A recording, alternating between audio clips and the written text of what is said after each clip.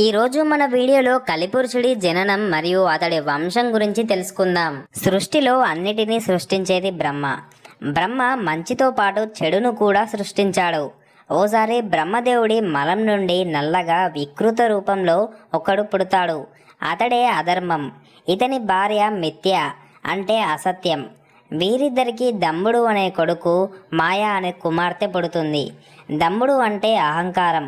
ఇతను చాలా బలశాలి, ఎప్పుడూ కోపంగా ఉంటాడు. మాయ అంటే ఊహ. వీరి కలయికతో లోభం అంటే దురాశ అనే కొడుకు, నికృతి అంటే మోసం అనే కుమార్తె జన్మిస్తారు. ఇలా వీరి వంశంలో వావి వరసలు లెక్క చేయరు.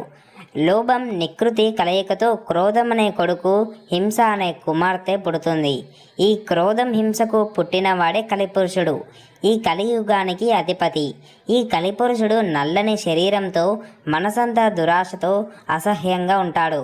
ఇతను ఎప్పుడు తన ఎడమ చేతితో అంగాన్ని పట్టుకుని ఉంటాడు.